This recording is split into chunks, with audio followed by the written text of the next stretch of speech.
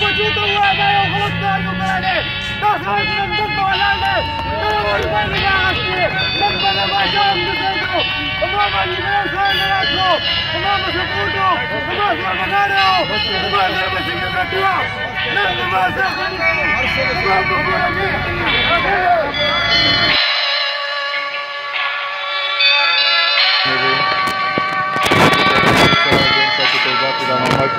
څنګه چې تاسو موږ وینو نن موږ سید شریف چوک کې ولاړ یو یو افسوسناک خبر دی چې خالد محمود کم سړی چې د خلکو آواز اوچتوي او غریبانو او مالدارو ځان رسوي او هغو سره مرسته کوي نن په هغې باندې په بله ورځ ګرځې شوي دي په هغې سلسله کې او دلته یو قبرستان هم مسله ده هغې په سلسله کې دا موږ سره اوسئ کوم احتجاج دی دا څه په باره کې دی زه غلام الله رباني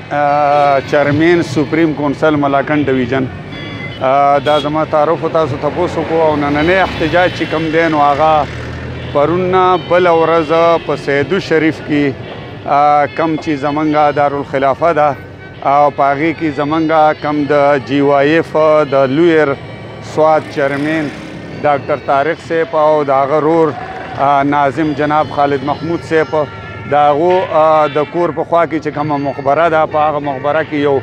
مافیا ګروپ دی چې هغه د قبضې اچولو کوشش کوو او دوی ورته رکاوټ و نو دغه وجې نه هغه مافیا را لګېدلې ده او د شپې 9:30 بجې باندې د دوی په کور باندې پتراو کړی نو دا احتجاجي کم مظاهره چې کم مونږ نن وکړه دا د هغې په باره کې ده د هغو په حمایت کې ده او د قرآن او د حدیث په رڼا کې ده چې یاره کم د مقبرو کم حفاظت چې کم دی نو هغه مسلمان باندې واجب دی دغه نه څه مطالبات کوي حکومت حکومت ته په هغې کې چې کم دهشتګرد و په هغې کې یو گرفتار شوی دی او 3 کسان بچ دي نو موږ نن د حکومت نه مطالبه وکړله چې زر تر زره 16 تاریخه پورې موږ هغو له ډیډلاین ورکو چې دې کې دغه باقي 3 کسان دهشتګردان چې هغه ونیولی شي او که دغه 3 کسان ونه نیولی شي 16 تاریخ پورې نو بیا به موږ د ملاکنډ ډویژن او د 9 ضلعو په سطح باندې چې موږ کم مظاهره وکړه نو بیا به بسم الله الرحمن الرحیم اول استادو میډیا والا شکریا ادا کوم چې تاسو په دې احتجاجونو کې ځای په ځای خپل جاني مانی قرباني ورکوي او احتجاج ته ځان رسوي استادو بیا مشکور یم ان شاء الله تعالی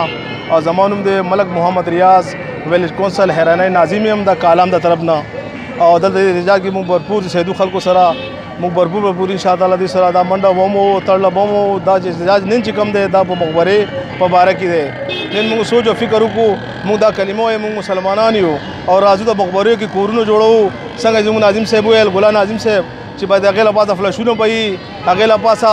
غلط کارونه به وي کور کې دننه مثال په طور باندې سړی سوچ وکړي مقبرې له پاسه نو مقبرې له پاسه قطعاً جایز نه دی چې سړی راځي او مقبرې باندې قبضه مافیا کوي نو زموږ د قوم ته او د انتظامیه ته او ډي پي او صاحب ته او ټول محکمو ته زموږ دا درخواست دی چې دا ځای په ځای د قبضه مافیا هر ځای کې شروع دی یوازې په سیدو کې نه دی چې موږ سوچ وکړو خپل د کلي کې وکړو نو هلته هم دغه مسله شروع دی نو هر ځای کې دغه مسلې دي نو زما انتظامیه ته خصوصا دا درخواست دی بھایجان چې دې مسلې زر ته زره حل وځي دا په بندوبست کې نه دا په قانون کې نه هغه سړی په خپل ملکیت جوړولی شي په قانون او په ریکارډ کې دا آلریډي په وقاف سره آلریډي دا رجسټر دي نو لہذا مهرباني دی وشي نو دا کم چې دوی قبضه مافیا کوي نو فوري طور پر انتظامیه چې کم دی دې باندې ایکشن دی والی بل انتظامیه ته زما دا درخواست دی کلي کې هر سړی آواز نشي اوچتولی څنګه چې دلته لکه ډاکټر محمود خالد صاحب څنګه آواز اوچت کو نو دا هر کلي کې سړی آواز به اوچتوي او قبضه مافیا به راځي هغې باندې دهشتګردۍ او پتراو او فیرنګ او دا کوي د دې موږ भरपूर مزاحمت کوو ان شاء الله تعالی او دا بالکل د آئین او پاکستان دستور کې هم نشته ډېره مهرباني شکریا اوکې السلام علیکم زما عطاالله نوم دی سیدو بازار صدر یم سابقه ایکس ناظم یم مونږ نن په دې سلسله کې راوتي وو چې د 20 کالونو د ډاکټر خالد محمود خالد زموږ د سیدونه مخبري دا مسله چوته کړې ده او دونه زور لګولی چې دا مونږ له ان پی حکومت اخیستې وه په هغې کې اوس تجاوزات شي په هغې کې بیا خالد محمود درخواست ورکړو هغه درخواست باندې تجاوزات هټاو شو د هغې نه پس د هغه چڼ مافیا راغلې ده د دا کم خالد محمود صاحب چې دغه درخواست ورکړو کمشنر صاحب لا هغه باندې دا کاروایی وشو چې د لینډ مافیا هغه کوټه چې رخړې په سرکاري مخبري بسمکه باندې هغه هټاو کړي چې هټاو کړي هغه نه پس چند کسان رالو او دا ډاکټر خالد محمود په کور باندې حمله وکړه موږ دا هغه مذمت کوو سونه هم چې مذمت وکړو کم دی دا هغه په سلسله کې نن موږ راوتی و د ډاکټر خالد محمود سره د یک جهته